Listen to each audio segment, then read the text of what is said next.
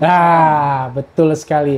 Jadi tawakal itu pasrah, ngepaskan arah. Integrated farming adalah suatu pertanian modern dengan konsep tradisional, dengan menyinkronkan, mesinambungkan peran antara peternakan dengan tanaman dengan ternak.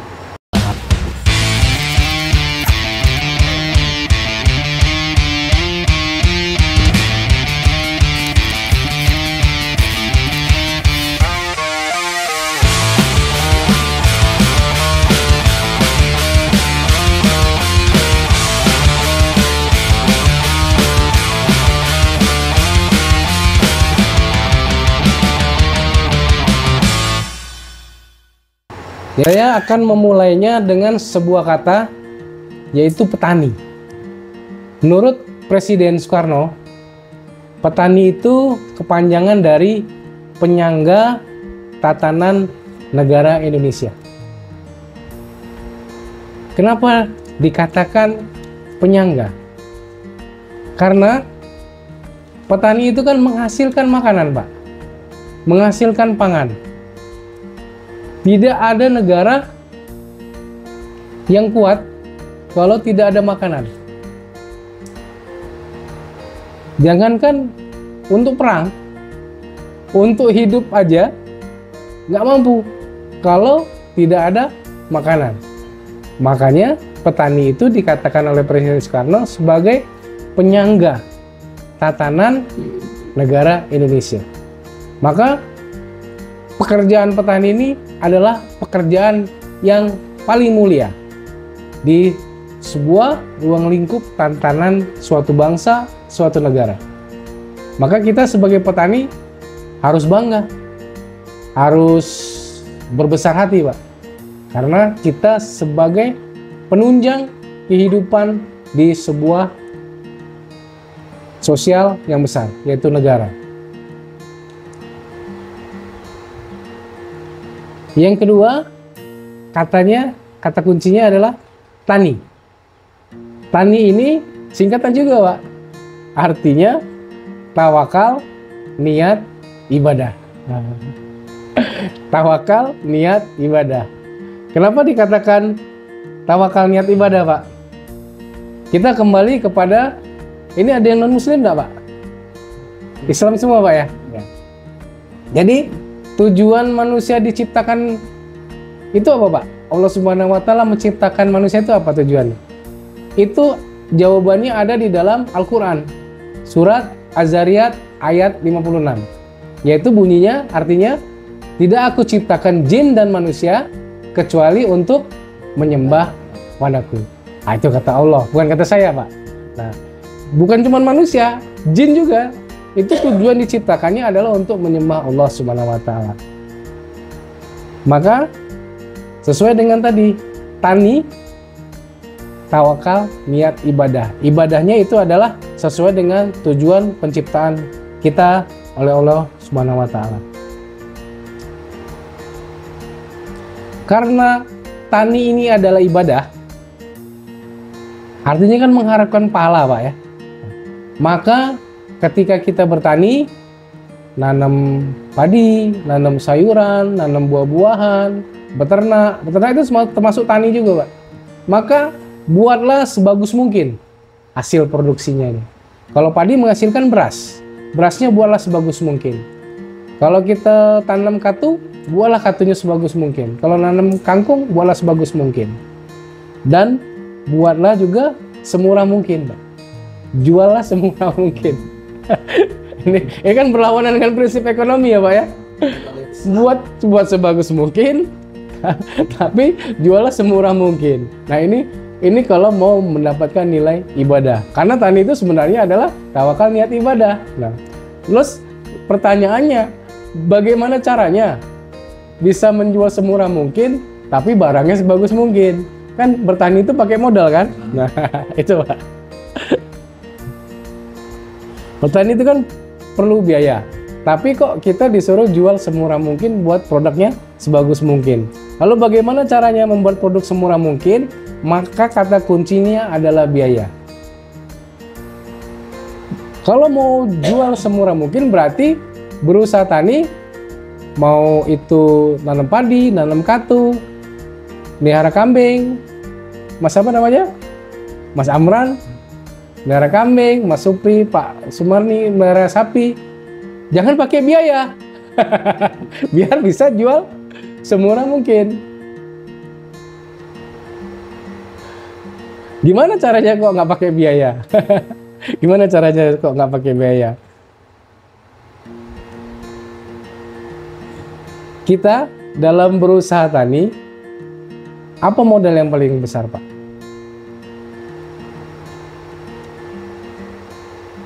Tahu nggak?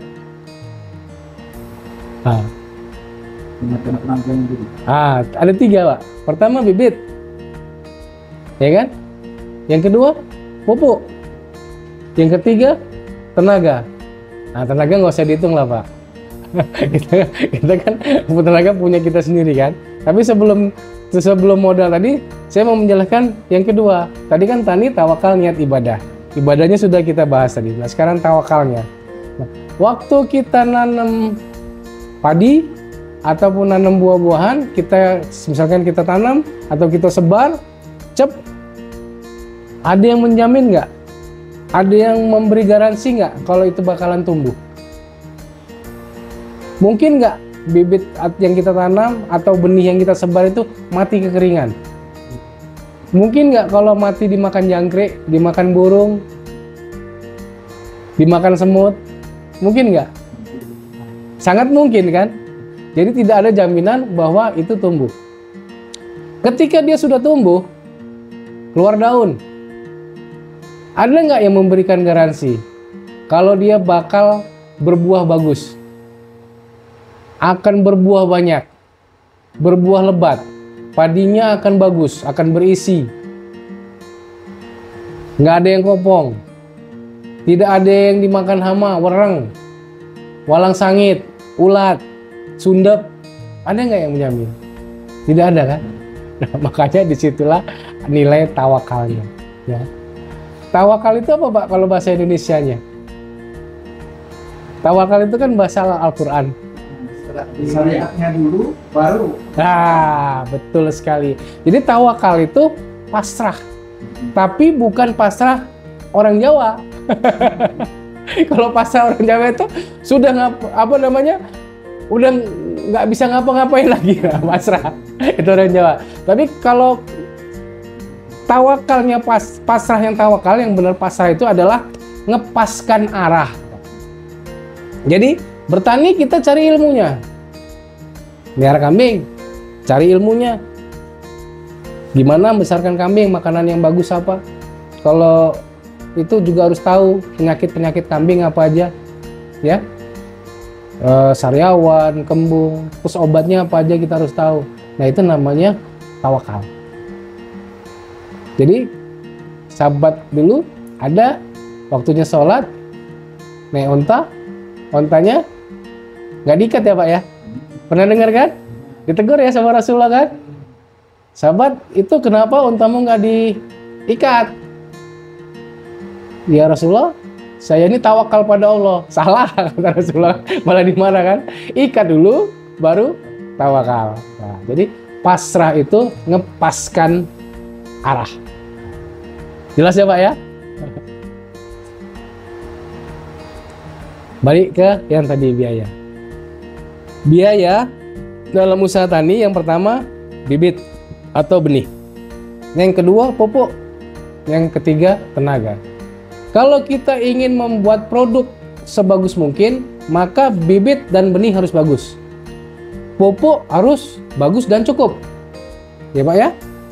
Terus tenaga ini adalah memeliharanya harus serius. Nah, ini supaya mendapatkan produk yang baik. Kalau untuk mendapatkan produk yang murah, seperti Pak Hendra katakan tadi, harus menghilangkan biaya. Nah, caranya gimana kalau menghilangkan biaya? Yaitu dengan cara bibit dan pupuk kita harus bisa bikin sendiri, Pak. Saya yakin nih di sini, kalau di sini bibit nggak beli ya, Pak ya? Pak Yos nanam padi bibitnya beli nggak? Apa pakai yang panen kemarin? Nah, berarti sudah nggak beli kan? Itu sudah benar konsepnya. Konsepnya sudah tinggal lagi, apakah kualitasnya sama dengan yang beli di pasar? Nah, itu yang harus kita balik lagi ke tawakal. Tawakal tadi adalah pasrah, ngepaskan arah. Berarti Pak Yos harus tahu gimana caranya bisa mendapatkan bibit sama dengan yang di pasar tanpa harus beli. Ini yang akan Pak Hendra sampaikan, kita belajar sama-sama pelan-pelan. Bibit itu Pak, kalau kita mau dapat bibit yang bagus berarti ngambil dari produk yang bagus. Jadi tidak seluruhnya kita ambil, kita pilih. Nah, dari satu hamparan padi nanti akan ada yang menonjol. Yang menonjol itulah yang kita ambil. Dan dari yang sudah ada kita punya itu belum tentu langsung jadi, Pak. Kecuali kita mulai dari nol.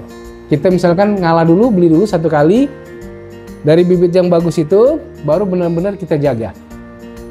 Kita jaga, nanti panen berikutnya kita jaga lagi, Kalau sudah telanjur ini, nak balikannya perlu waktu. Sampai berapa kali panen. Pilih yang kita, yang bagus-bagus baik. Kalau misalkan dia buah, di sini tanaman buah apa Pak? Selain pisang.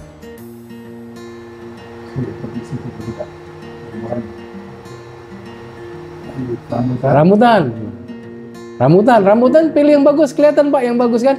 Nah kalau Bapak mau buah-buahan itu, kalau yang umurnya panjang dengan cara sistem sambung, cangkok atau tempel. Ya, kalau biji kan lama Pak. Nah, biji lama. Sudah itu biji itu kita nggak tahu Bapak dari mana, bapaknya dari mana. Karena bapaknya itu bisa dibawa angin, bisa dibawa serangga. Nah, kalau bapaknya ketempelan yang asam, dia bisa jadi nanti ada yang asam. Nah, tapi kalau kita ngambil dari vegetatif, dari tempel, pucuk atau entres, ya entres itu pucuk ya.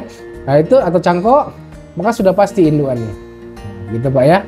Kalau sistem perbanyakan vegetatif itu dia pasti sama dengan induannya. Tapi kalau sistem generatif dari biji ini kan dihasilkan dari ibu dan bapak. Ibunya itu adalah tempat biji itu ada. Itu ibunya. Nah, bapaknya itu spermanya itu yang dibawa angin, yang dibawa serangga, yang kena di dalam bunganya sehingga terbentuk biji tadi. Nah, ini tidak ketahuan. Dan kekurangannya kalau pakai generatif dia lama Pak. Bisa 7 tahun, 8 tahun ya, tergantung dengan jenis tanamannya. Nah, sudah itu apa kira-kira yang berpotensi di sini kita harus kembangkan. Kita kembangkan. Di sini ada mangga Pak ya. Nah, mangga. Nah, mangga ini kita perbaiki Pak. Mangga kita mungkin cocok. Memang udah cocok. Nah, tinggal lagi kita perbaiki. Pilihlah bibit-bibit yang mempunyai nilai ekonomi tinggi. Nah, jangan puas dengan itu tuh. Ketika kita nanam, jangan berpikiran panennya lama Pak. Kita pikirkan kita menanam ini adalah untuk anak cucu kita. Seperti tanaman yang kita ambil sekarang ini Pak. Ini bukan tanaman kita Pak, tapi tanaman orang tua kita. Nah jadi tinggalkanlah yang baik untuk generasi kita, untuk generasi di bawah kita, untuk anak cucu kita. Ya memang mungkin bukan kita yang menikmatinya, tetapi anak cucu kita yang menikmati. Pahalanya kita dapat Pak, pahalanya kita dapat. Nah sudah itu pupuk. Nah pupuk ini selama ini kita sudah dicuci otak dengan pupuk kimia.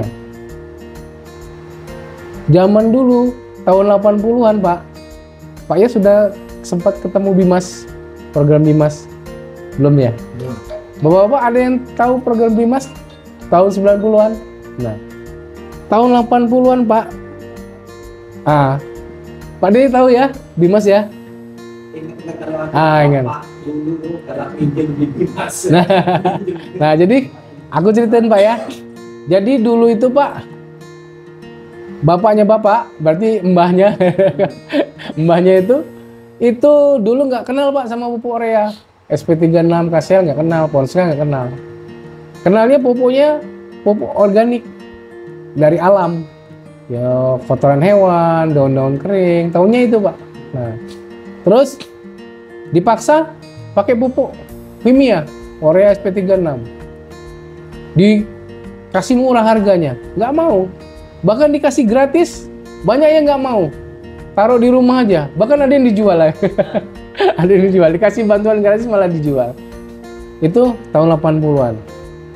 Terus dikampanyekan terus Pak, dipromosikan terus pupuk kimia itu. Sampai-sampai penyuluhnya ini, aku belum jadi penyuluh itu Pak ya, masih kecil itu ya.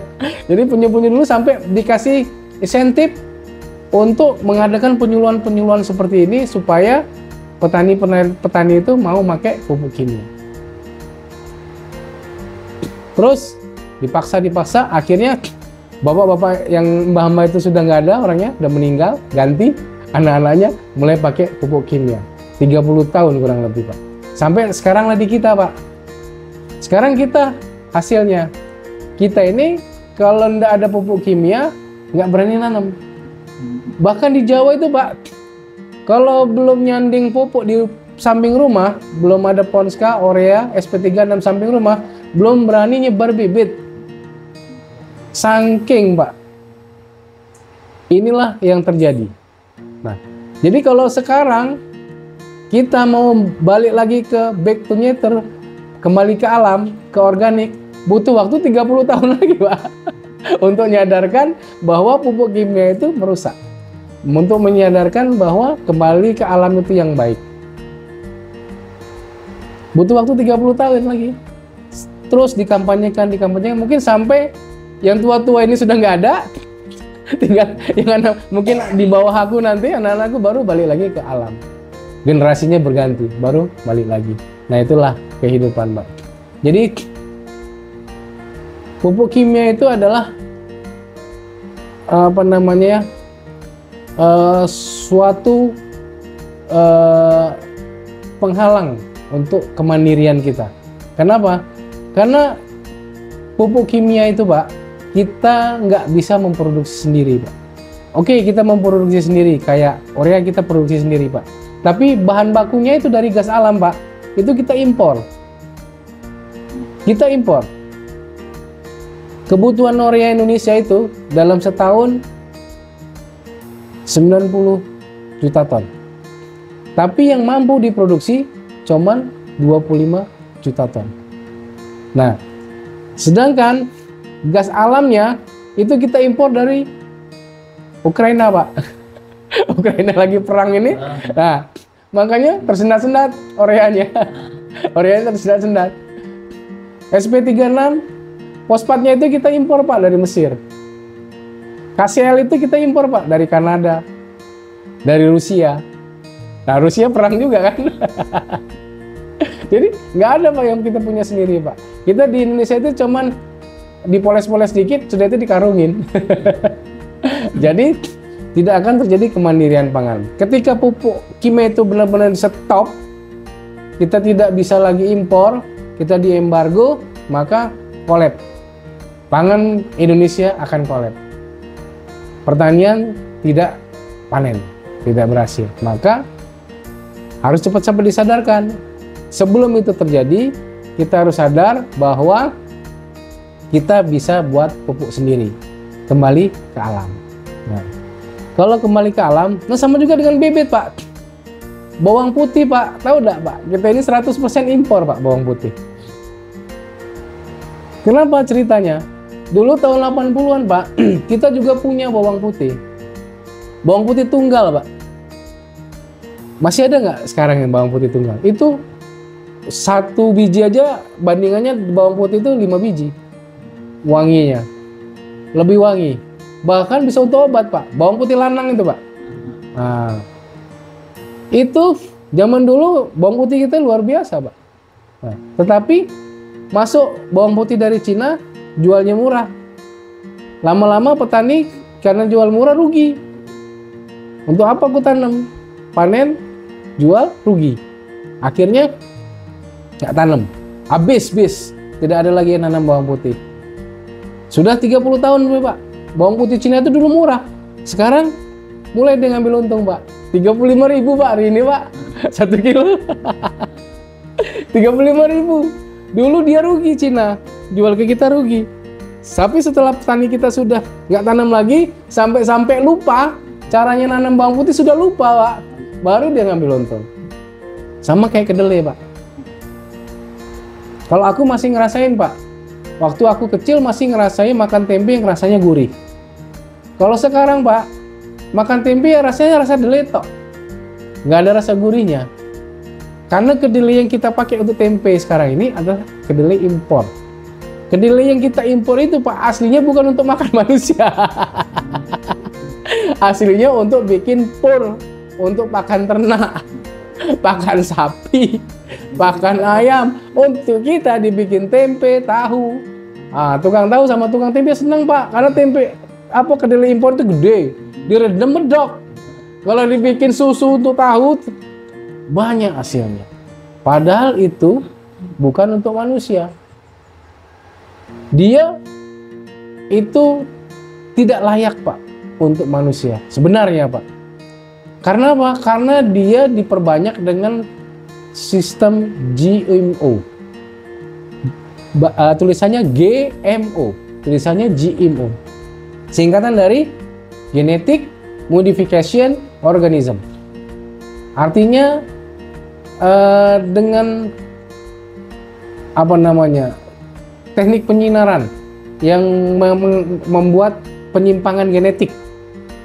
Tujuannya untuk menghasilkan bibit yang bagus. Tapi dengan penyimpangan itu membuat radiasi-radiasi di dalam tanaman itu, sehingga hasilnya, Pak, bayi Down syndrome, bayi autoimun. Bapak tahu penyakit autoimun? Ini, Pak, ini banyak terjadi, Pak. Di Indonesia sudah banyak terjadi penyakit autoimun. Terus yang hiperaktif, anak-anak hiperaktif. Bapak tahu susunya dari mana? Impor, kan? Oke, susunya susu sapi Indonesia, Pak, misalkan bukan dari New Zealand. Tapi ada campurannya, Pak. Supaya dia jadi skim, jadi bubuk, ada campurannya. Nah, campurannya impor. Kita nggak tahu yang dicampurkan itu apa. Nah, selagi kita tidak bisa mandiri, maka kita tidak mampu untuk menjaga kesehatan kita. Tidak mampu untuk menjaga ketahanan pangan kita. Kita jauh dari kata ketahanan pangan. Karena apa? Kita pupuk masih impor. Bibit kita tidak bisa buat sendiri. Maka dari itu, integrated farming adalah suatu pertanian modern dengan konsep tradisional, dengan menyinkronkan, mesinambungkan peran antara peternakan dengan tanaman dengan ternak. Jadi bagaimana caranya tanaman bisa memberi makan kepada ternak, ternak bisa memberi makan kepada tanaman. Ngopi dulu, Pak, ya. Jangan serius-serius, Pak. Jangan serius-serius, Pak. Mbak, ngopi, Mbak.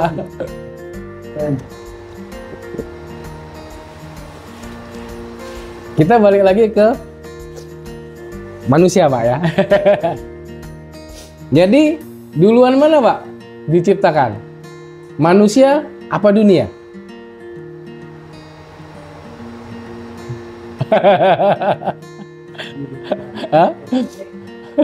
Manusia tuh diciptakan di surga.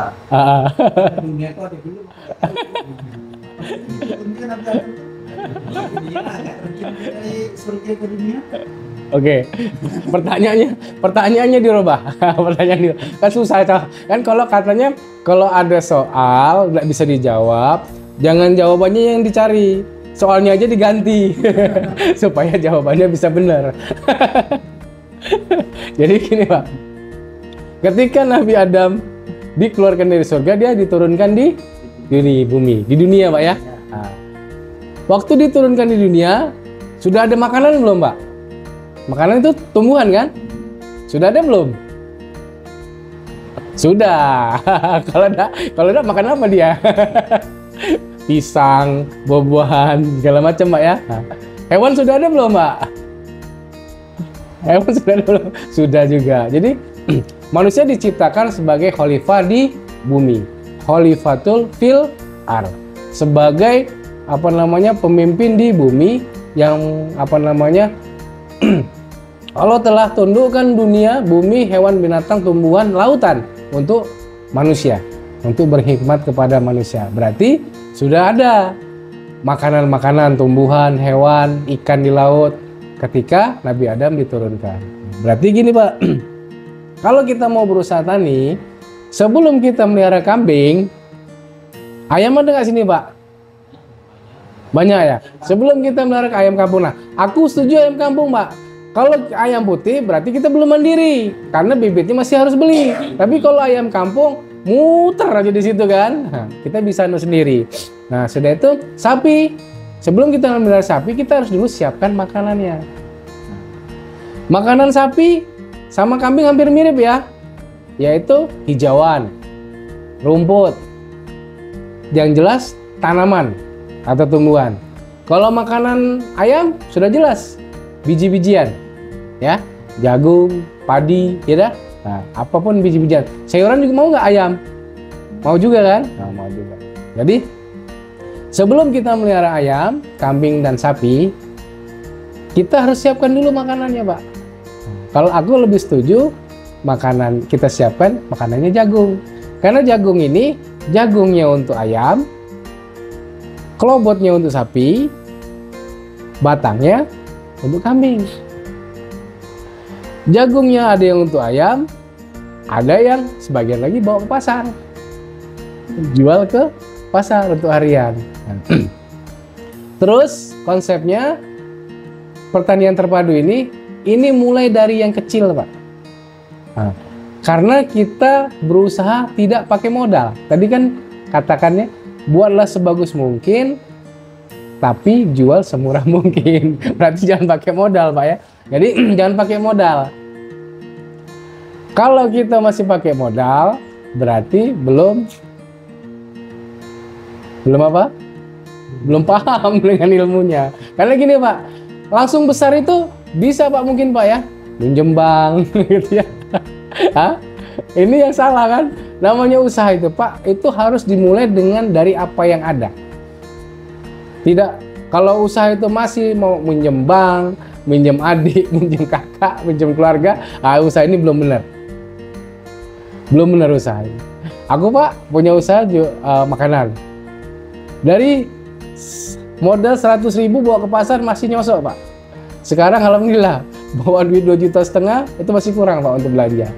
Nah, dalam tempo dari tahun 2014. Nah, nggak pernah pakai. Wah, orang bank itu sering banget nelpon nawari. Nah, tapi kalau kita masih pakai duit bank berarti usaha itu belum benar. Tinggalkan, ganti usaha yang lain. Nah, jadi kalau usaha mulai dari apa yang ada, jangan mengada-ada. Misalkan saya tanya tadi kan sama Mas Amran tadi kan, mulainya berapa ininya kambingnya? 2. Itu benar, Pak. Sudah benar. Boleh mulai dari 10 kambing, boleh. Asal jangan ngutang. Kalau sudah ada ya nggak apa-apa. Nah, kenapa kita mulai dari yang kecil? Karena kalau kita mulai dari yang kecil, kita telaten, Pak. Kita rawati benar-benar. Kita lihatin, mungkin ngopi di depan kambing kalau sama kambing cuma 2 kan. Benar nggak? Masa habis ngarit terus itu kasih makan kambing sambil ngopi, mungkin yang ngeliatin kambing, gerak-geriknya kambing main mungkin diliatin.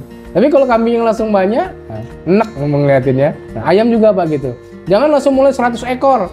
Mentang-mentang, oh ini usaha ini bakal maju gitu. Jangan nafsu, Pak.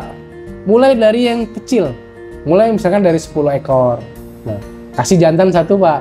Kalau 10 ekor betina semua ya sampai lebaran 2 kali nggak telok baik, tidak jadi tidak banyak-banyak. Kambing ayam tuh, Pak, kalau 10 ekor, mulainya 10 ekor, dalam tempo 1 tahun tuh jadinya 500, Pak. Dengan asumsi cuma setengah teloknya yang diambil. Kan teloknya 10, Pak ya. Nah, teloknya 10. Diteteskan yang jadi cuma 5. Nah, yang nggak jadi, yang kan kita teropong, misalnya kopong kita jual, ya. Dengan asumsi yang jadi limau dalam 3 tahun itu jadi 500 ekor. Nah. Misalnya kita bicara ayam. Ayam itu satu hari makannya berapa banyak, Pak? Kalau apa jagung, apa beras sama lah itu. Nah, suruh nyari dewe. Nah, ini yang kita rubah konsepnya. Jadi, kita melihara ayam itu bukan mau melihara ayam sebenarnya. Sebab gini, kalau kita melihara ayam, kita mengharapkan misalkan dagingnya. Melihara ayam, kan nggak pasti ayam itu bakal gemuk. Stres kita, Pak. Sudah itu, mau melihara ayam, mengharapkan telurnya. Nggak nelok-nelok. Stres kita, Pak. Jadi, kalau kita melihara ayam, melihara kambing, melihara sapi, yang pasti apa? Gemuk belum pasti. Beranak belum pasti, Pak. Semuanya masih pasrah ini. Yang pasti apa? Meseng. Yang pasti meseng. Pokoknya asal dia dikasih makan pasti meseng. Nak gemuk, nak kurus pasti meseng. Nah, itulah yang nak kita kumpulkan untuk pupuk. Nah, jadi ayam itu konsepnya dalam pertanian terpadu adalah dikandangi. Nah, karena dengan dikandangi kita bisa mengumpulkan kotorannya untuk pupuk. Sudah itu lahannya akan lebih kecil. Yang kalau kita umbar kita tidak bisa nanam yang lainnya. Di eker-eker ayam berantakan. Ya. Nah, jadi ayam itu satu hari sama dengan bebek 1,5 on, Pak. 1,5 on makannya. Jadi kalau 10 ekor itu berarti 1,5 kilo. Kalau jagung 1 kilo itu berapa jagung, Pak? Ada yang pernah nanam jagung nggak? Kalau jagung manis saat kita beli di pasar 1 kilo 4 biji kan? Nah, kalau dipepel berarti taruhlah sepertiganya. Nah, berarti 4 kali 3 12 biji. Nah, kalau kita nanam jagung 1 meter itu bisa 12 biji, Pak. 4 baris kali 3. Jadi 1 meter itu bisa menghasilkan 1 kilo jagung. Ya. Berarti 1 meter itu kita bisa ngasih makan ayam 10 ekor ayam 1 hari. Dari sini sudah mulai ada benang merahnya belum, Pak? Nah, jagung itu umurnya 2,5 bulan. Taruhlah 3 bulan, Pak. Nah, 3 bulan berarti 120 hari. Nah, berarti sebelum kita melihara ayam, kita nanam jagung 1 hari 1 meter selama 3 bulan. Di bulan ketiga yang kita tanam hari pertama sudah panen, Pak. Baru melihara ayam. Baru melihara ayam. Pak, kalau tak suruh, berarti kalau 120 meter, berapa kali berapa itu, Pak? Kalau ngambil lurusnya aja, 10 kali 12 ya, Pak ya? Iya, bener kan? Nah, taruhlah misalkan pakai gang, berarti 20 kali 20. Pakai lorong kan, 20 kali 20. Kalau sampean tak suruh macul 20 kali 20 mungkin boyoan, Pak. Nah, tapi kalau 1 hari tak suruh macul 1 meter, habis nggak waktu setengah jam, Pak, macul 1 meter sehari. Nah, apalagi kalau kita sudah nanti buat pembenar tanah. Kalau kita buat pembenar tanah, bukan kita yang macul, Pak, tapi nanti ada namanya mikroba yang macul sendiri. Kita cuman kicit dikit untuk masukkan bibitnya. Nah, jadi itu, Pak, konsepnya ya. Jadi kalau kita melihara ayam 10 ekor, kita cukup punya 20 meter kali 20 meter untuk tanam jagung. Nah, waktu kita nanam jagung, kan ada kelobot ya. Kelobot itu bungkusnya jagung, Pak. Nah, bungkusnya jagung itu, Pak, bisa untuk makan sapi. Kulit jagung itu. Nah, batang jagung bisa buat makan sapi, bisa buat makan kambing. Cuman harus dicuper. Ya. Kalau di Jawa, itu dijual, Pak. Nggak bisa ngambil bekas, walaupun bekas panenan orang. Nggak bisa. Beli. Harus beli di Jawa. Percaya nggak, Pak? Di Jawa itu. Saya. Padang pati. Makan sapi. segala sesuatu yang tumbuh itu bisa buat pakan ternak. Tinggal cara pengolahannya bagaimana. Tapi tetap harus dikasih hijauan juga, Pak. Karena pada kodratnya sapi dan kambing itu adalah hewan ruminansia. Ruminansia itu artinya hewan yang butuh makanan hijauan. Tapi tidak harus 100% hijauan, sedikit jadilah. Kalau sapi sama kambing ini, kalau dia ruminansia, coba-coba Bapak kasih jagung walaupun kecil. Makanannya campur sama jagung. Jagung juga, Pak, masih utuh jagungnya, Pak. Karena dia tidak bisa menghancurkan biji. Beda dengan ayam. Ayam, kalau Bapak kasih rumput, cincang-cincang, rumput, kangkung, kasih makan ke ayam, keluarnya rumput sama kangkung, Pak. Tapi kalau dikasih jagung, nggak bentuk jagung, nggak ada. Ini jagung apa bukan, nggak tahu, Pak, nggak jelas. Hancur dia. Jadi kebalikannya. Jadi ayam ditakdirkan untuk makan biji. Sapi sama kambing ditakdirkan makan rumput. Walaupun biji rumput, Pak, yang halus-halus itu biji teki, dimakan oleh sapi, nggak akan hancur, Pak. Nggak akan hancur. Keluar biji rumput, Bapak pakai konsep saya bawa buat pupuk pisang, nanti pisangnya banyak rumput, Pak. Nah, itu ya, Pak ya. Jadi supaya kita kurang dari biaya atau tidak ada biaya sama sekali, bibit kita harus bisa bikin sendiri. Kemudian pupuk kita harus bisa bikin sendiri, Pak. Nah, sini bibit atau benih nih, Pak ya. Nah, nanti kalau tadi Pak Indra ajari sekilas kan masalah bibit atau benih tadi, beli di pasar, kita nanti dijaga kualitasnya untuk bisa dipakai lagi terus menerus. Nah, tetapi Bapak harus perhatikan, ini untuk bibit-bibit yang F1. F1 itu ada tulisannya apa? F1. Artinya keturunan 1. Dia bukan hibrida. Kalau hibrida, dia tidak bisa dipakai lagi, Pak. Blas, tidak dipakai lagi. Kalau dia dipakai lagi, dia berantakan. Anaknya berantakan, nggak jelas. Nah, ini nggak jelas. Jadi pilihlah nanti bibit yang F1 kalau dia sayuran, Pak ya. Tapi kalau padi, ya padi juga ada yang hibrida, tapi tidak banyak, masih jarang kita. Banyak kan F1 kalau padi.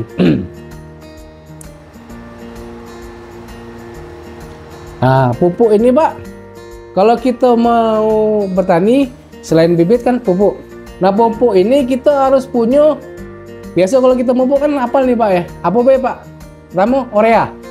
Nah, urea itu nitrogen. Nah, nitrogen ini itu kita bisa buat dari kotoran ternak, Pak ya. Dari kotoran ayam, kotoran kambing, kotoran sapi, sama air kencingnya. Makanya tadi Pak Indra katakan konsep pertanian terpadu, ternaknya harus dikandangi. Harus dikandangi karena kotorannya mau kita tampung, kencingnya mau kita tampung untuk bikin pupuk urea. Kemudian fosfat. Fosfat ini dibuat dari kotoran hewan juga, sama sersah-sersah tanaman, apa limbah-limbah daun-daunan. Nah, fosfat.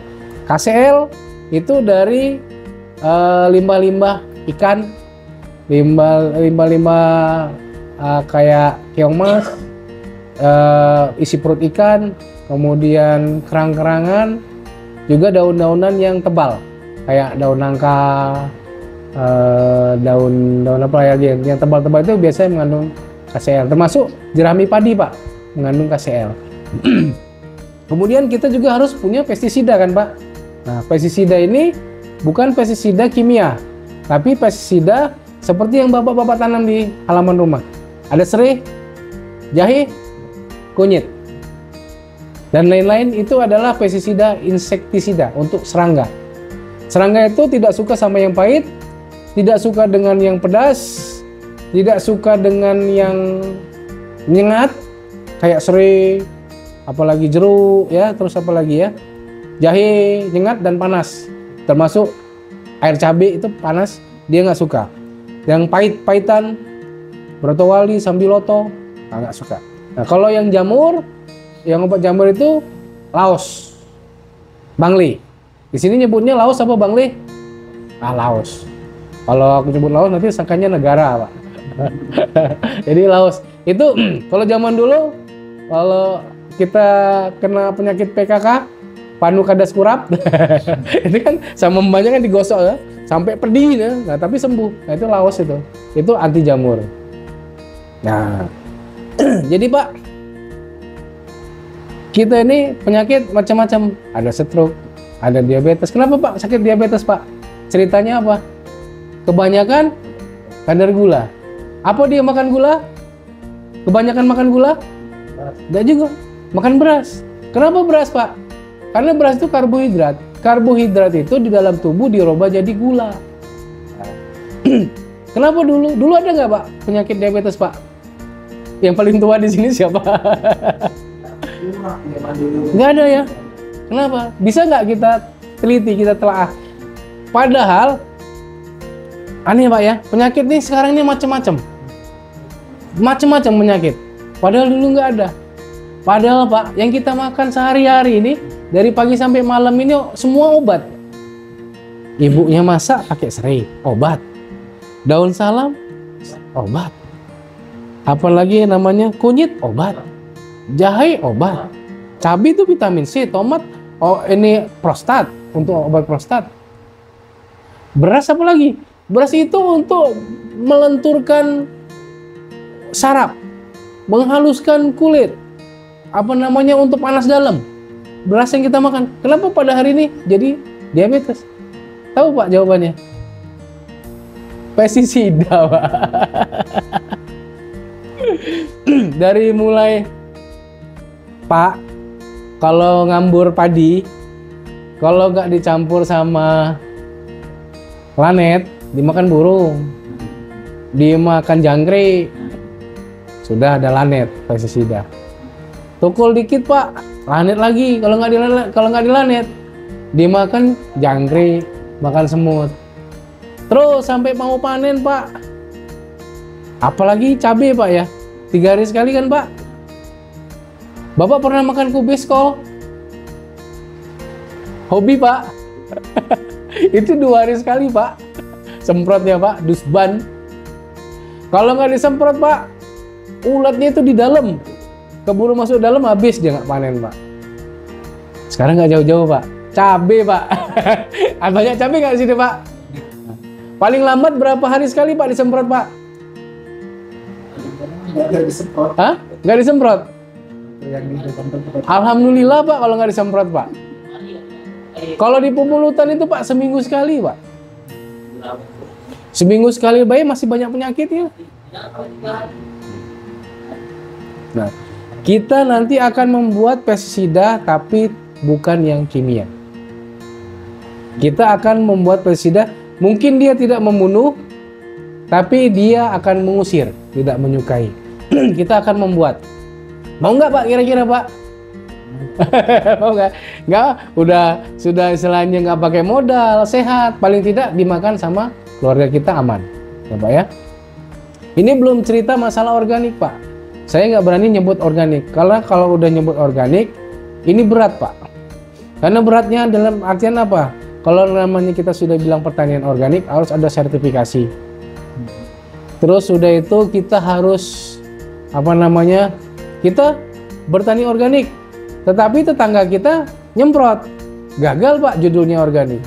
Nah, paling tidak kita tidak bicara tidak memberi judul organik, tapi yang kita tanam ini adalah non kimia, sekecil-kecilnya kimia, supaya dimakan oleh keluarga kita semuanya sehat.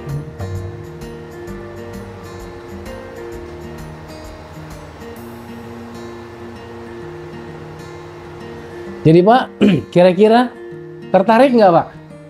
Tertarik. Jadi saya mau tahu dulu, yang Masnya Amran melihara kambing, nanam nggak? Nanam apa? Cung, terong. Apalagi terong. Terong itu paling cocok pakai apa namanya, kotoran kambing. Sudah pernah dipakai nggak? Dipakai kan? Pernah. Berarti nggak lagi sekarang? Oh masih. Berarti sudah tahu. Hasilnya gimana? Bagus kan? Tapi Mas Amran masih pakai pupuk kimia? Oh enggak selama ini nggak pakai? Nggak pakai pupuk kimia? Oh, berarti selama ini pakai pupuk tai kambing Pak. Nah, ini sudah bagus Pak, ini sudah jalan ini Pak. Cuman memang apa namanya, terong daunnya nggak bisa untuk makan kambing. Nanti minta tolong di sela-sela terong tanam jagung, ya, jagung, tanam jagung supaya apa namanya ada hasilnya untuk ternak, karena ada hasilnya untuk tanaman. Karena gini Pak, petani ini kebanyakan mundur di tengah perjalanan karena didesak dengan kebutuhan. Cita-cita tinggi Pak, cita-cita tinggi, tapi ketika apa namanya kebutuhan ini lebih besar daripada keinginan, kalah Pak. Makanya petani ini harus punya 3 Pak. 1, penghasilan harian, 2, penghasilan bulanan, 3, penghasilan tahunan. Maka saya sarankan setiap bapak-bapaknya yang bertani, peliharalah ternak. Jangan besar-besar. Kalau belum mampu untuk beli kambing, ayam dulu 10 ekor. Ayam tuh 10 ekor, seekor berapa sih Pak? Kalau ayam kampung yang masih gadis tuh 50.000. Kalau 10 berarti 500. Nah, adalah beli HP itu 2 juta kok. Beli ayam. Ayamnya Pak dikandangi. Kandang ayamnya Pak panjangnya bebas. Dari sini sampai Tanjung Rajo tidak masalah. Cuman lebarnya kubatasi 120 cm. Tangan bisa masuk. Karena kita nak panen kotorannya. Nah, ayam itu nanti konsepnya namanya sistem liter. Di dalam kandang sistem liter. Kandang itu pakai alas. Misalkan jerami. Kasih bambu para-para. Lapisan pertama itu sekam atau jerami, baru sekam. Kira-kira supaya sekamnya nggak jatuh. Sudah itu kotoran sapi yang sudah kering. Keduanya kotoran kambing. Ayam itu Pak, dia nggak akan makan tai sapi, nggak akan makan tai kambing Pak. Ayam itu pinter kok. Dia ngeker-ngeker, nanti dia eker-eker tuh tai sapi, tai kambing itu dia eker-eker, bukan makan tai Pak. Nanti dari tai kambing, tai sapi itu keluar kayak ulet, kayak kupu, itu yang dimakan sama ayam. Dia makan yang kita nggak bisa lihat. Mata ayam itu Pak, jauh, kecil matanya, tapi penglihatannya bisa jauh. Yang kecil kita nggak kelihatan, dia kelihatan. Jadi dengan sistem liter itu, dia akan apa namanya terjadi pembuatan makanan dengan sendirinya. Ketika kita kasih makan Pak, kita akan kasih makan, kita kan tiap hari masak. Kadang-kadang kita makan ada yang nggak habis Pak ya. Ada yang nggak habis. Maka nanti limbah rumah tangga kita itu sayuran mentah, sayuran matang, nasi yang sisa makanan kita, cucian piring, kasihkan ke ayam pakai wadah di dalam kandang. Kalau ayam ini makan Pak, kadang-kadang sudah dikasih wadah bagus-bagus masih dieker-eker. Itu ayam itu bukan ngasal Pak. Itu sudah dikasih ilmunya sama Allah. Jadi waktu dia ngeker-ngeker itu, nanti beramburan Pak.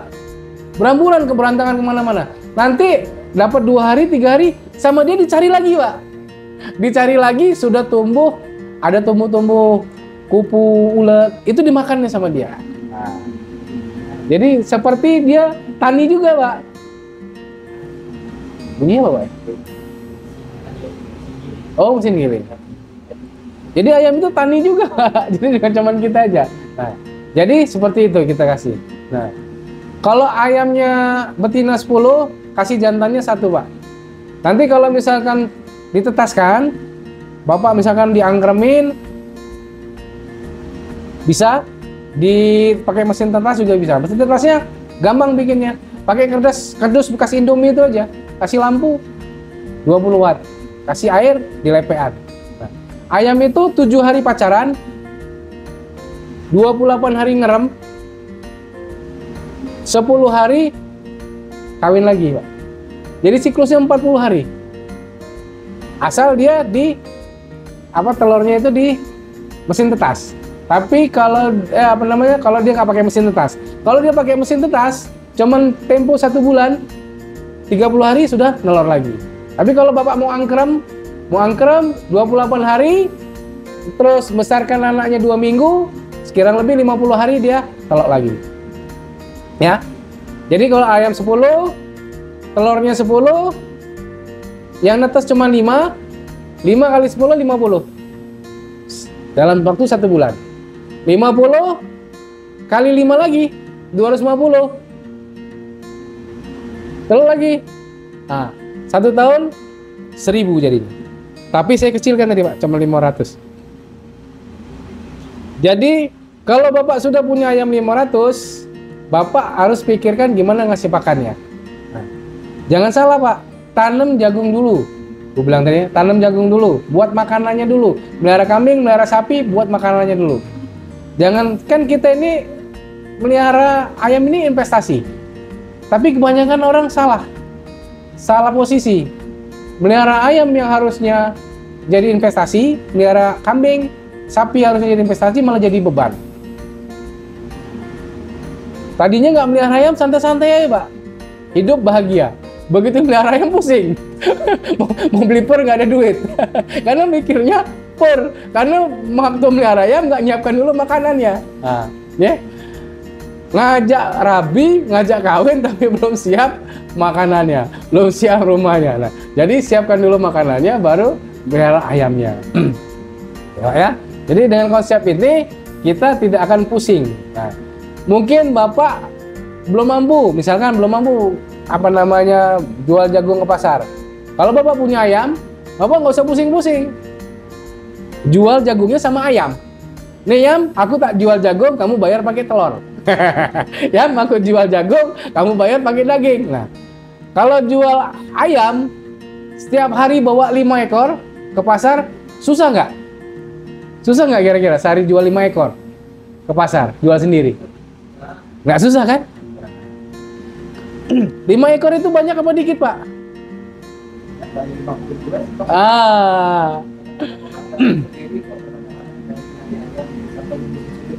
Nah, berarti pasarnya sudah ada, tinggal kita mau apa enggak, ya konsepnya. Jadi nanti ayam itu yang jantan jual, yang betina jangan dijual, banyakin lagi.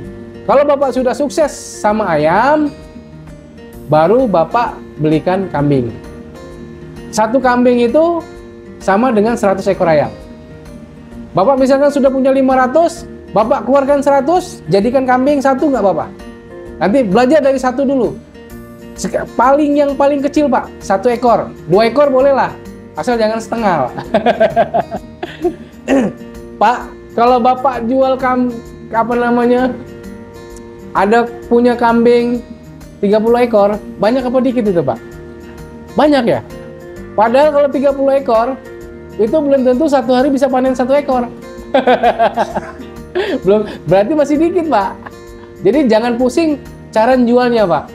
Kalau kambing 30 ekor itu masih sedikit, masih mudah jualnya, masih bisa jualnya. Jadi kambing itu kan umurnya 1 tahun ya Mas ya. 1 tahun dia beranak. Nah, 6 bulan ya. 6 bulan beranak, pelihara lagi 6 bulan. Jadi 1 tahun sudah bisa jual cempenya. Nah, di sini kalau anak kambing apa nyebutnya? Oh, anak kambing. Oh, kalau di Jawa cempe. Kalau anak sapi pedet. Kalau di sini anak padi apa? Anak sapi apa di sini nyebutnya? Oh, anak sapi. Ini kayaknya Jawanya udah pada ini, pada longsor semua. Pada Jawa pada longsor. Oh iya. Jadi kalau anak sapi itu pedet, kalau anak kambing cempe, ya. Kalau anak ayam piye. Nah, jadi itu Pak ya. Jadi mulailah coba-coba Pak Sumar sama Pak Supri melihara sapi yang betina. Nah, 1 dulu, coba 1 dulu. Nah, sudah itu nanti kita perkenalan aja ini dulu. Nanti kelanjutannya kita akan ada pertemuan lagi. Kita akan belajar caranya gimana melihara ayam tadi dari 10 ekor jadi 1000, ya. Gimana cara ngitung jagungnya, kemudian juga klobot sama batang jagungnya gimana ngolahnya supaya sapi sama kambing makannya mau, dan juga bisa gemukkan badannya. Jadi gini Pak, sapi, ayam, kambing itu sama dengan kita Pak manusia. Yang bikin gemuk itu apa Pak? Karbo, gula. Ya. Nah jadi makanan itu akan menjadi gula kalau difermentasi. Bapak tahu singkong? Singkong itu kalau dimakan manis enggak Pak? Rasa singkong baik kan? Tapi kalau difermentasi, dibikin tape, manis enggak? Manis. Nah, itulah jerami, klobot jagung, batang jagung kita fermentasi, dia manis. Sehingga sapi, kambing bisa gemuk dan mau makan. Kalau masalah mau makan enggaknya itu, yang penting ada rasa. Kambing sama sapi ini dia seneng dua macam rasa, asin atau manis. Dengan difermentasi dia akan manis. Nah kalau dia pengen asin ditaburin sama garam krosok, garam uyah. Bahkan ada garam yang untuk hewan tuh Pak, bulat. Garamnya bulat, digantung, nanti dijilat-jilat. Tangan kita aja Pak, sama sapi kalau kita pas ngasih makan, dijilat. Karena ada keringatnya, karena dia senang asin. Kalau cuman pengen dimakan, doyan makannya, ada rasa asin be. Nah cuman kita kepengen, dia makan, dia gemuk. Nah, tapi kembali lagi Pak, kita melihara sapi, melihara kambing, melihara ayam, bukan mau ngambil dagingnya, bukan ngambil telurnya, tapi mau ngambil pupuknya. Gara-gara kita ngambil pupuknya, nggak sengaja kita dapat ayam, dapat telur, bisa jual sapi, bisa jual kambing. Kalau sapinya gemuk itu rezeki. Kalau sapinya kurus kita nggak stres. Karena yang pasti bukan gemuknya sapi, bukan gemuknya kambing, bukan beteloknya ayam. Yang pasti kalau hewan itu dikasih makan, yang pasti dia ngising. Kalau dikasih minum, yang pasti dia kencing. Itu yang pasti. Jadi jangan jadi stres. Ya Pak ya. Jadi sampai sini dulu. Pak Indra sudahi dulu. Nanti mungkin lebih lanjut kita bisa diskusi. Ditutup dulu ya. Wabillahi taufiq wal hidayah.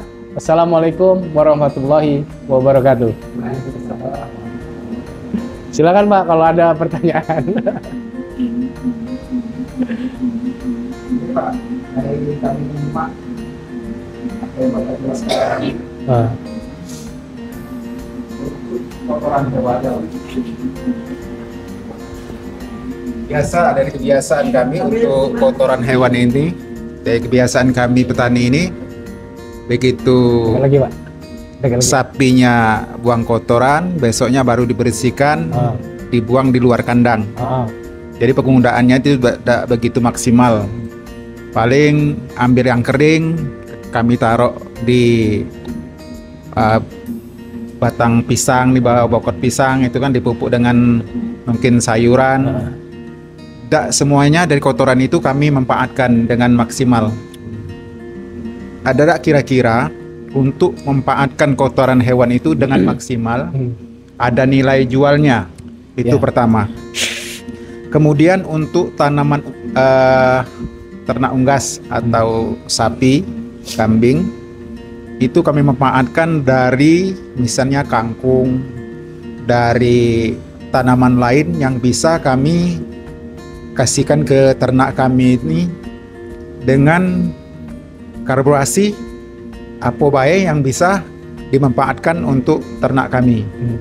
Misalnya ada kangkung agak dikeringkan biar agak kecut, itu kan bukan kecut itu asam, tapi agak kenyal, kemudian dicampur dengan bahan apa? Biar apa tuh?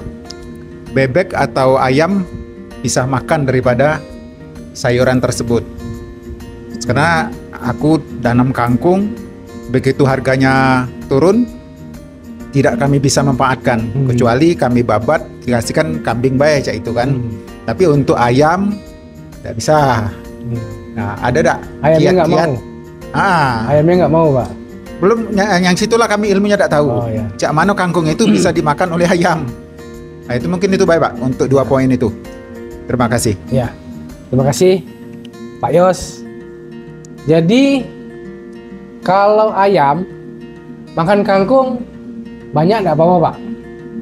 Tapi kalau bebek, petelur, kalau dia makan kangkung, yang kangkung ini kandungan zat besinya tinggi, dia brodol bulunya. Zat besi, Pak. Kalau dia brodol bulunya, dia berhenti teloknya dulu. Kalau ayam ini beda, dia nggak ada istilah brodol. Ayam itu nggak ada istilah brodol, dia dikasih makan kangkung udah kati masalah. Cuman tinggal masalah pembiasaan. Jadi ayam ini dari kecilnya makannya apa? Kalau misalnya makannya rumah 5 tangga banyak nasi, harus campur nasi dulu, Pak. Ya, tercampur nasi dulu. Kalau dia biasa makan dedak, harus campur dedak dulu. Dikurangi lama-lama baru bisa makan kangkung tok. Tapi harus dicincang dulu. Nah, kalau kambing makan kangkung ini nggak boleh sering-sering. Dia nggak boleh sering-sering karena zat besinya terlalu tinggi. Nah, kalau kambing ini karena dia ini rumenansia, itu dia butuh tanaman yang berserat. Dia lebih bisa makan jagung yang alot daripada kangkung yang lunak. Nah, dia lebih senang itu, Pak. Nah, kalau untuk ayam bisa makan kangkung tadi tidak terlalu rumit. Yang penting dicincang kecil-kecil. Sudah itu dicampur sama makanan yang biasanya dulu, Pak. Dibiasakan dulu. Dibiasakan dengan makanan yang biasa. Iya, betul. Kalau untuk ayam, makanan terbaiknya, seluruh unggas, bebek, ayam, mentok, itu makanan terbaiknya adalah jagung, Pak. Ya, jagung, dedak. Dedak itu bisa dari padi, bukan beras, Pak. Padi. Karena padi itu masih lengkap. Ada berasnya, ada dedaknya. Nah, kalau untuk lebih hemat dan untuk penggemukan itu jagung kalau utuh sama padi kalau utuh jangan langsung dikasih, Pak. Tapi dicambahkan dulu, Pak. Kalau padi itu nyambahkan sekitar 2 hari 3 hari. Sudah ada putih-putihnya baru dikasih makan ke ayam atau bebek. Dia medok. Tapi kalau bebek dia nggak bisa langsung, kalau gabah nggak bisa murni gabah, harus dicampur dengan yang jagung atau dedak. Tapi kalau ayam dia bisa langsung. Nah, sudah itu makanan terbaiknya adalah jagung. Kalau kita kasih pur, pasti kita menganggap pur itu bagus dan kelihatan memang bagus, Pak, ya, karena pur itu dia lengkap, ada protein, ada serat, ada karbohidrat, ada mineral. Nah, 4 macam inilah yang harus diberikan kepada semua ternak. Unggas, ayam, bebek, maupun rumenansia, sapi dan kambing. Nah, pur itu sebenarnya, Pak, dia ada jagungnya, tapi jagungnya bukan jagung baik, Pak. Bukan jagung terbaik, jagung asalan. Bahkan dicampur sama bonggolnya jagung. Jagung itu kan nempel di bonggol. Nah, kadang-kadang sama bonggolnya juga, Pak, digiling. Nah, sudah itu untuk karbohidratnya yang terbaik itu adalah dari singkong. Nah, kalau pur itu, Pak, pur ataupun konsentrat itu dari onggok. Bapak tahu onggok? Kalau bikin sagu untuk pempek itu tapioka, ada endepannya, limbahnya. Itulah onggok. Yang kalau kita ke Lampung baunya asam kecut, bau nah itu onggok. Itu Rp100 1 kilo. Itu yang dibantu bikin pur. Artinya apa? Kalau kita berikan jagung terbaik, padi terbaik, gabah terbaik, dedak terbaik, hasilnya harusnya lebih bagus dari pur.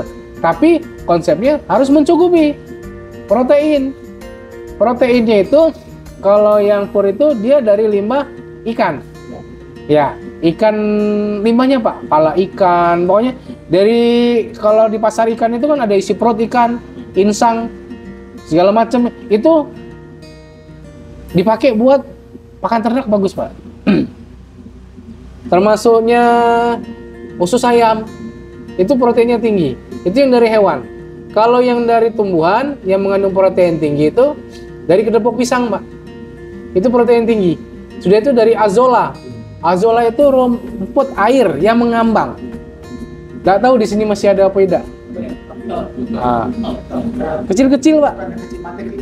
Nah, itu aku pernah Pak nanam 2 kali nanam di tempatnya Pak Rustam. Masukkan sore ini, besok pagi sudah habis dimakan sepat. Alangkah lahap itu sepat itu. Tahu dia makanan lemak. Jadi kupasang waring, keliling waring. Masukkan lagi. Tidak nambah-nambah Pak. Ngapa udah nambah-nambah? Rupanya sepat itu nyondol Pak. Dari luar itu nyondol. Dibikin ombak ya. Jadi keluar dia Pak. Masih pacak keluar kan, waring itu kan ada lubang-lubang. Itu saking halusnya keluar Pak. Nah, sudah keluar sama dia muter dia, dimakan ya. Ada akal dia Pak. Tuh, tidak nambah-nambah. Padahal azolla itu Pak dalam 8 jam dia bisa 2 kali lipatnya. Jadi kalau kita tanam 1 kilo, besok jadi 2 kilo. Besoknya lagi jadi 4 kilo kalau tidak dipanen-panen. Nah itu proteinnya tinggi. Untuk semua ternak bagus. Nah sudah itu serat. Serat itu kita ambil biasanya dari dedak. Nah sudah itu apanya karbohidrat dari jagung, dari singkong. Tergantung di sini banyaknya apa. Kalau banyak singkong pakai singkong bisa Pak. Talas bisa Pak. Apa namanya, ubi talas. Dari bonggol pisang bisa. Nah ini yang penting karbohidrat. Karbohidrat itu tepung-tepungan. Nah serat, tepung-tepungan, protein tadi sudah. Nah sudah itu mineral. Mineral inilah apa namanya, garam. Kemudian kulit cangkang keong, cangkang kulit telur, cangkang telur. Nah ini mineral. Nah, jadi itu Pak. Kalau dia terpenuhi itu, tanaman ini, hewan ini dia akan tumbuhnya maksimal. Ibarat manusia itu 4 sehat, 5 sempurna. Harus terpenuhi ini. Nah itu Pak ya. Silakan Pak kalau ada pertanyaan lagi Pak. Silakan monggo Pak. Masalah tai kambing itu bersama kayak itu masalah tai kambing itu batunya dipupukkan tuh diturun dulu apa langsung banyak. Oke. Kalau tai kambing, serintil, di sini nyebut tai kambing apa Pak? Tai kambing itu lah. Oh, berarti sudah longsor bener Jawanya Pak. Jadi kalau serintil, tai kambing itu dia kelebihannya Pak, dia bisa langsung dipakai ke tanaman. Mas Amran dari keluar itu langsung dipakai sudah pernah? Belum pernah, diintepin dulu ya? Nah, berapa lama? 3 bulan. Kalau serintil dipakai itu tidak apa-apa Pak. Tapi kalau sapi ada pengolahannya. Jadi gini Pak, tai kambing itu kan padat Pak ya. Tanaman itu, Bapak sudah tahu kan, tanaman itu nggak bisa makan, kan yang makan itu akarnya Pak ya. Akarnya itu nggak bisa kan, makan tai kambing dimakan gitu nggak bisa kan. Pasti dia nunggu air. Nunggu ada air, dia itu tai itu larut atau pupuk, kita bicara pupuk itu larut, masuk ke dalam tanah, dihisap sama akar. Artinya apa? Yang terbaik adalah kalau pupuk kandang itu hancur, ya. Bapak bisa giling, bisa dicuper dengan mesin Pak ya, jangan dengan ulekan. Nah, bisa kan ditumbuk, tetapi dikasih bulat-bulat pun tidak apa. Cuman bedanya dia daya serapnya lebih lama. Terus apa efeknya tanaman itu rusak? Tidak. Tapi kalau tai sapi lain lagi Pak. Kita nanti buat urea cair ya. Urea cair itu dari tai sapi, tai kambing dan tai ayam. Nah, Bapak di sini ada yang pernah beli tai ayam? Sering. Berapa satu karung Pak? Sekarang 33.000. 33.000 satu karung. Hampir ke tepat. Bapak tahu nggak? Tai kambing harganya segitu juga, tai sapi segitu juga. Aku punya kawan, ada tingkat aku. Dulu dia cuman iseng. Sapinya dia, tainya digiling, dijual. Tapi digiling Pak ya, dijual. Sekarang dia kehabisan bahan, dia beli tainya sapi-sapi orang. Di Lampung Pak, di Sri Bawono. Dia sekarang kirim ke Pagar Alam, ke Palembang, Trubus, toko pertanian di Palembang itu yang isi dia. Tai sapi habis, pening dia Pak, permintaan banyak. Sekarang tai kambing digiling sama dia. Kalau Bapak pengen tahu, cari di Facebook, Wong Dalan namanya. Aslinya namanya Eko. Itu ada tingkat aku. Sekarang dia kebingungan karena permintaan dari mana-mana. Yang itu tadi Pak, Iya. yang setahu kami tradisi di sini kan begitu sapi itu dilempar di luar, itu banyak nunggu kering sampai 3 bulan kata Iya. kali masuk baru bisa digunakan. Nah, ada nilai jualnya tadi nah. Nah, Jadi bersih ladang-ladang mereka itu. Kalau bisa. itu ceritanya gimana? Eko itu bisa jual tai sapi itu. Jadi gini Pak, kalau tai ayam orang sudah tahu Pak ya, karena sudah mendunia. bukan lagi mendesa ya, mendunia. Kalau pakai tai kambing, tai ayam bagus. Tai kambing sama tai sapi kemana ceritanya? Kok kalah sama ayam? Karena apa? Tai ayam sudah banyak yang pakai, tai kambing, tai sapi belum banyak yang pakai. Nah, kalau Bapak sekarang ini kumpulin tai sapi sama tai kambing, kumpulinlah berkarung-karung Bapak jual, nggak akan laku Pak. Yakin aku, 100% nggak akan laku. Mau galak Bapak jual sekarung 5.000 nggak akan laku. Tapi kalau Pak Endre yang beli mau. Jadi gini, jangan dijual. Bapak tanam di tanaman Bapak, nanti cabenya Bapak bagus, terongnya Bapak bagus, dilihat orang tanya, ini terongmu bagus di pupuk apa? Cabemu di pupuk apa? Ada pupuknya kalau mau beli, sekarung 30.000. Itulah Bapak baru bisa jual tai sapi sama tai kambing Bapak. Sekarang pengolahannya, seperti Pak Endre katakan tadi di awal, bahwa tanaman itu yang makannya adalah akar. Akar itu makannya melalui air. Kalau ada air baru dia bisa makan. Mau gak kita pupuk urea, pupuk KCL, Ponska, kalau nggak ada air, nggak ada hujan, nggak disiram, maka pupuknya sia-sia. Nah, begitu juga pupuk yang dari kotoran hewan. Apalagi serentel, tai kambing masih bulat-bulat. Nggak akan bisa diserap oleh tanaman, maka dibantu dengan digiling atau dihancurkan. Nah, kalau sapi dikeringkan, digiling. Nah, kalau misalkan mau dipakai untuk yang urea, Bapak tahu gunanya urea? Kalau di tanaman gimana? Fungsinya untuk apa? Penyubur. Penyubur itu maksudnya apa? Buahnya gede. Buahnya gede? Tidak kan? Daunnya, badannya. Nah, itulah urea. Namanya untuk pertumbuhan generatif. Itulah nitrogen, gunanya nitrogen. Nah, kita buat nitrogen, buat sendiri nitrogen, atau aku gampang nyebutnya urea, Pak ya. Itu dari kotoran. Bapak kan beli kotoran ayam. Bapak bikin bak, tapi tingginya nggak boleh lebih dari 1 meter. Boleh pakai drum, boleh bagus lagi pakai bak. Bawahnya dikasih keran. Dikasih keran untuk mengeluarkan cairan. Dasarnya dikasih keran, dibuat agak miring ke arah keran supaya bisa tuntas. Sudah itu dikasih para-para. Kurang lebih sejengkal atau setengah jengkal. Para-para itu dari bambu. Kayak saringan, kukusan, tapi dari bambu. Agak kerang-kerang, Pak ya. Tapi jangan terlalu kerang. Karena paling bawah itu kita kasih sekam. Paling bawah itu tai ayam. Bapak kan beli kan tai ayam kan? Paling bawah tai ayam, jebret. Nah, sudah itu sekam. Sekam bakar. Sekam padi. Kalau Bapak pakai ayam pedaging, itu kan sudah ada sekamnya. Nggak perlu pakai sekam lagi. Nah, sudah sekam sama tai ayam tadi, atasnya baru tai kambing. Atasnya lagi tai sapi.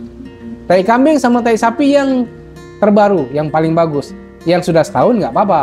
Nah, sudah setahun nggak apa-apa. Nah, sudah itu disiram pakai kencingnya sapi, kencingnya kambing. Sama dikasih dedak dulu Pak tadi, sorry. Dikasih tiap lapisan tadi dedak, tabur dedak. Misalkan tai ayam, tabur dedak. Masuk tai kambing, tabur dedak. Tai sapi, tabur dedak. Atasnya lagi tabur dedak. Nanti disiramkan kencingnya. 14 hari ini ditutup Pak ya, ditutup tapi tidak rapat. Ditutup pakai, yang bagus itu pakai karung dijahit supaya tidak masuk lalat Pak. Supaya tidak masuk lalat. Dia tetap bisa bernapas tapi tidak terbuka, jangan masuk lalat. Nah, bagian bawahnya itu kan kasih keran. Sudah 14 hari itu bisa dipanen. Itu jadinya urea cair. Cara pakainya itu dikocorkan ke tanaman. 1 tangki, 1 gelas. 1 tangki 1 gelas disemprot. Itu sama dengan urea cair. Ya, semprotkan atau dikocorkan. Kalau buat sendiri jangan eman Pak ya. Jangan pelit-pelit. Banyak-banyakin Pak. Banyak-banyakin. Nah, tapi sebelumnya itu kita bikin pembenah tanah dulu. Pembenah tanah itu kan pembenah. Artinya memperbaiki tanah. Tanah kita ini rusak apa enggak kira-kira? Saya tanya dulu. Bapak bersihkan rumput pakai herbisida ya? Ada yang nggak pakai herbisida? Ada. Tapi pernah pakai herbisida di tanah itu? Nah, pernah. Jadi Pak, ketika kita nyemprot herbisida, bukan cuma rumput yang mati. Cacing mati. Kalau cacing mati, termasuk mikroorganisme mati. Ya, agak susah juga Pak ya. Kalau nggak disemprot banyak benar tenaganya. Tapi kalau mudah-mudahan punya mesin rumput Pak, bagus babatin pakai mesin rumput. Langsung baja. Disemprot itu kadang-kadang supaya tanaman itu udah galak tumbuh juga. Jamur tahunan. Jamur tahun itu. Udah galak tumbuh. Jamur. Iya, karena dia mati Pak ya. Nah jadi karena tanah tadi sudah asar belum ini Pak? Lewat. Lewat ya? Jam 4 ya? Ya mungkin satu pertanyaan lagi nanti Pak ya. Jadi apa namanya? Ketika tanah ini sudah rusak, maka kita harus perbaiki dulu Pak. Kita harus kembalikan mikroorganisme. Tanah itu Pak, yang rusak itu berarti dia mati. Kenapa dia mati? Karena tinggal tanah tok. Padahal sebenarnya yang namanya tanah itu harus ada cacing, ada mikroorganisme. Mikroorganisme itulah yang menggemurkan tanah, yang merubah seresah-seresah kayu-kayu mati, ranting-ranting busuk jadi pupuk yang bisa dimakan oleh tanaman. Ketika kita semprot pestisida, obat hama, obat rumput jatuh ke tanah, dia mati, tewas. Nah, kita kembalikan dulu. Cara kembalikannya gimana caranya? Kita buat namanya pembenah tanah. Ada yang pernah dengar MOL? Mikroorganisme lokal? Ada yang pernah dapat pelatihan MOL? Nah, mikroorganisme lokal. Jadi cara membuatnya kayak ini Pak. Setiap tanah itu aslinya ada mikroorganisme. Aslinya. Cuman ada yang kuat, ada yang lemah, ada yang mati gara-gara disemprot kena pestisida.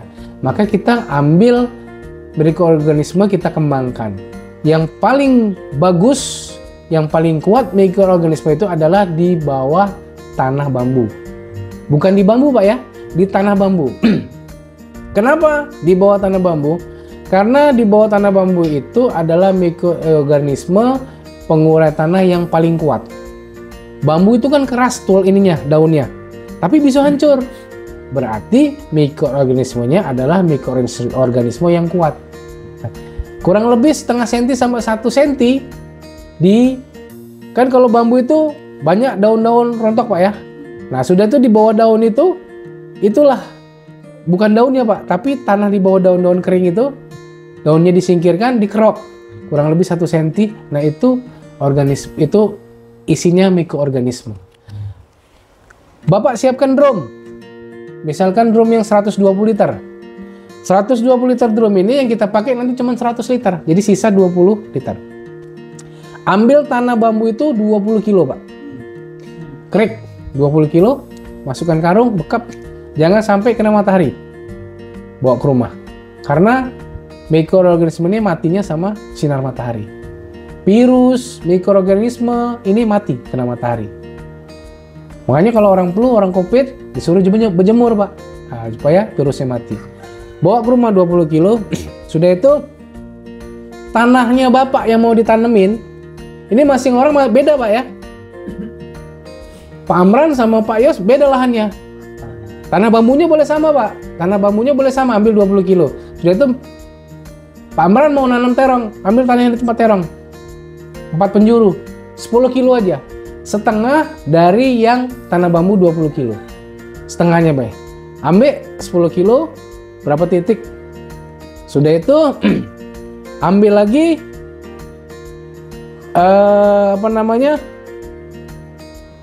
rumput-rumput yang pada saat kemarau itu tidak mati, kuat hidupnya, tahan kering, tahan hidup. Cabut batangnya, daunnya sampai akarnya, tanahnya ke bawah nggak apa-apa. 10 kilo cincang. Sudah? Sudah. Sampai rumah 3 macam ini diaduk. Diaduk jadi satu rata, masukkan ke dalam drum tadi. Nah, sudah itu tambahkan air. Tambah dedak dulu. Dedak 2,5 kilo. Dedak 2,5 kilo. Sudah itu tambahkan air. Bagusnya kalau ada Bapak kan tiap hari masak beras. Air cucian beras mulai hari ini tolong ditampung. Ditampung air cucian beras itu dipendam di basing wadahnya, jerigen boleh, ember boleh. 14 hari dia asam. Jadi Yakul. Jadi E4. Bapak tahu E4? Nah, enggak usah beli lagi. Satu botol 20.000 kan? Nah, Bapak bikin dewek dari air beras tadi. 14 hari jadi E4, itulah dimasukkan ke dalam drum tadi sampai 100 liter. Sisa 20 liter. Nah, kalau sudah 20 liter, udah penuh itu, kasih aerator. Yang untuk akuarium, harganya 20.000 di online. Digelembungkan, dimasukkan ke dalam drum tadi sampai dasarnya. Jangan lupa ditutup pakai kain kasa. Kaos bekas boleh, karung boleh. Yang penting dia masih bisa bernapas, tapi tidak kemasukan lalat. Nah, sudah 14 hari, sebarkan semprotkan boleh, dikocorkan boleh ke tanah yang nak kita tanam tadi. Nah, kalau dia sudah disebarkan, Pak, ingat tadi bakteri tadi, mikroorganisme tadi takutnya sama apa, Pak? Matinya sama apa?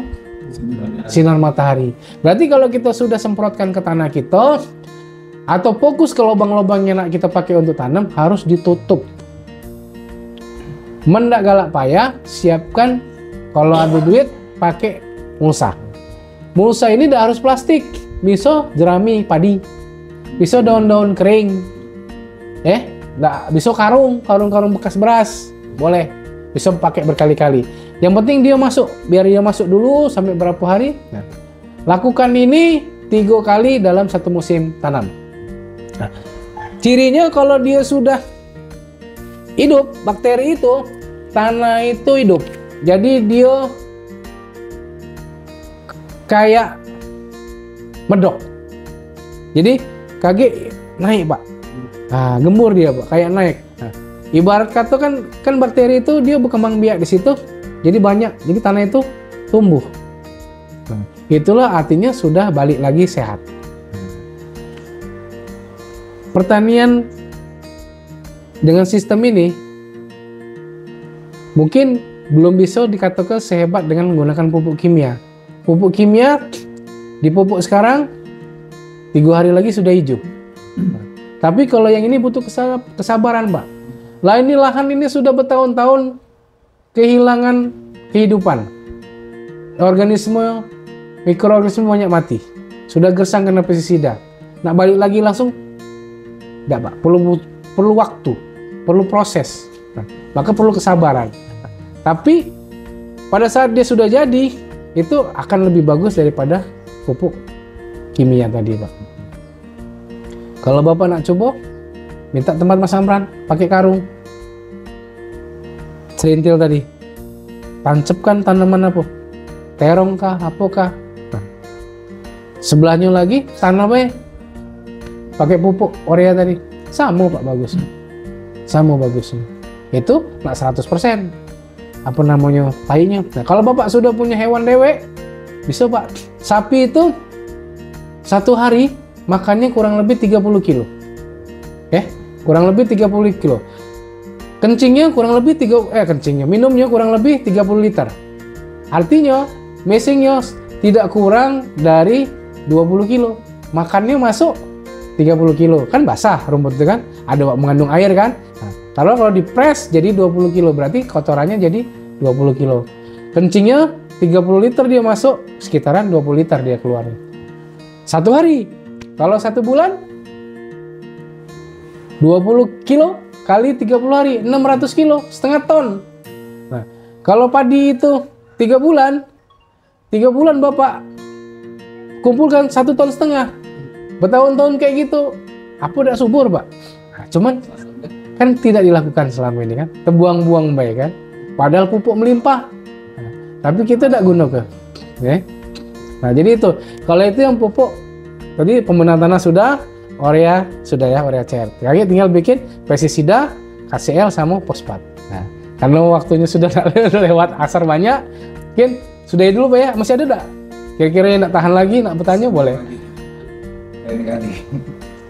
Oke Pak. Iya, kira.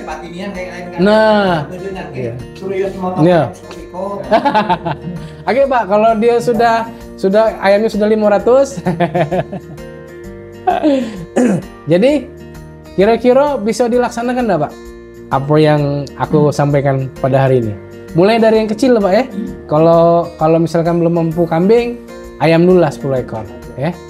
Kalau nak gaduh dengan aku boleh. Pak, aku ini belum punya modalnya. Gaduh dengan aku bagi 2 tapi untungnya. Hitam di atas putih. Kayak nggak ngurusi ya. Nah, jadi itu Pak. Jadi yang aku sampaikan ini Pak, ini bukan ide aku. Tapi ini adalah apa yang ada di alam. Apa yang sudah digariskan yang kodratnya harus kita lakukan. Tapi kita tinggal ke. Nah, aku bukan menciptakan, tapi aku mengutip apa yang ada di alam. Dan yang seperti aku sampaikan ini banyak juga orang lain sampaikan. Nah, jadi apa namanya?